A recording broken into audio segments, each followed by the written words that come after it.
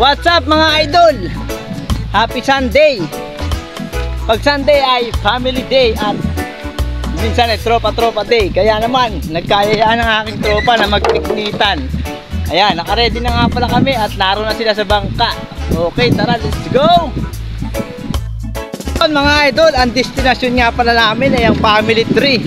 Ang pangunahing piknitan namin mga taga-isla rito sa bandang Lambak. Naroon na nga pala ang mga tropa sa bangka at excited na, nauna pa sa akin. Okay mga idol, lalarga na kami. Papunta na kami ng family tree. Beautiful. Family tree. Yan. At ready na ba ang lahat? Yun. Ayun nga pala si Doña Buding. Wow. Yena ba? Ayan pa ang isang araw. Swim.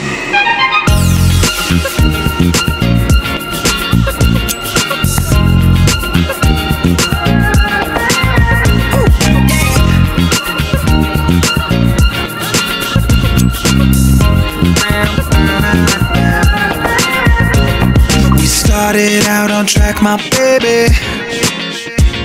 You held on to my heart like crazy. My entire world had changed insanely. My entire world had changed. My entire world had changed. Now we're falling out, falling out, falling out, falling out, falling out, falling out, falling out from the sky, from the sky. 'Cause we're living our, living our, living our, living our, living our, living our, living our, living our life. Yeah, we're living our life. The river's so wide, the truth multiplied. She turned inside. The river's so wide, ocean so deep. She lied in her sleep. The fall was too steep. The ocean so deep.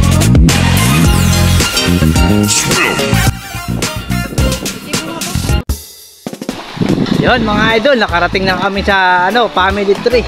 Yan. Ito nga pala ang tinatawag naming family tree. Hindi ko alam kung bakit ito natawag na family tree. Siguro kasi may mga magkakalapit na puno. Ayan, magkakaibang size sila o laki. Ayan. Siguro may nanay, tatay, ate, kuya. Kaya tinawag na family tree. Napakaganda ang spot nito sa pag-picnic. Ayan, nag-set up na rin kami ng kainan. Yon mga idol, at nang makarating nga kami ay prepare na ng mga kailangan. At ang iba naman ay naghanap na ng pwesto ng pagtatalian ng mga royan. Ang iba naman ay mga naligo na. At syempre ang iba ay naghanra na ng mga kakainin. Napakainam talaga ng spot na ito mga idol para mag-relax, mag-enjoy at tumakas saglit sa mga responsibilidad sa buhay. Wow! Okay mga idol, balik tayo. Ayat niluto na nga ang aming simpleng ulam. Bali yung iba nga ay dalang luto na lamang. Dahil nga medyo tanghali na kaming nakagayak, nagkanya-kanya na nga lamang dala ng pagkain at rito na nga lang magsasalo-salo. At habang nag-iintay na maluto ang ulam ay namingwit na rin ako. Nagbabaka sakali na makapangragrag ng pang-ulam. Yes!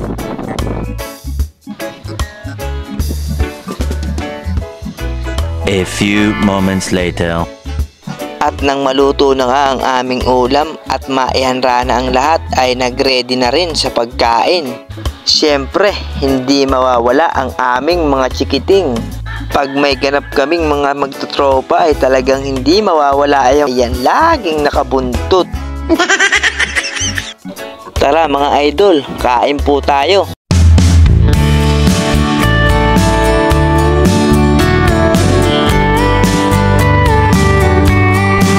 We've been punching that clock, working 9 to 5 for 2 weeks now in a row. Haven't done anything fun since, well, I don't know. We finally have a few days off and know where we gotta be. So why don't we hide in that jalopy of ours and go see what's out there to see. So pack the bags, we're going on a road trip. Just you and I all weekend to have a good time. Well, there's a full tank of gasoline and our favorite playlist full of hits. So let's push play, put it in drive and road trip.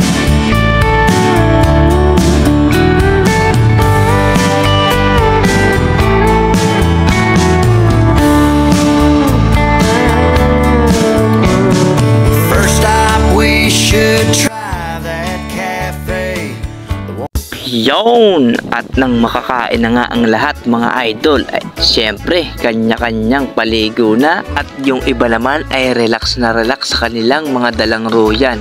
Ganito nga lang kasimple ang aming piknitan rito sa aming lugar mga idol. Para na rin kaming nakalibreng beach, mabato nga lamang. Pero okay lang, ang mahalaga ay enjoy kaming lahat at nakapag-relax rin kahit saglit lamang. Kaunti nga lamang kami ngayon dahil yung iba ay hindi nagsisamahan dahil may mga ginagawa. At sana sa susunod ay mas marami na rin kami para lalong mas masaya. Kaya yung iba kong tropa riyan, sama-sama rin pag may time. Okay mga idol, ito nga pala ang tipo ng aming linggo. Simple pero sobrang saya. At nang medyo humahapon-hapon na mga idol ay napagdesisyonan namin na magsiuwi na.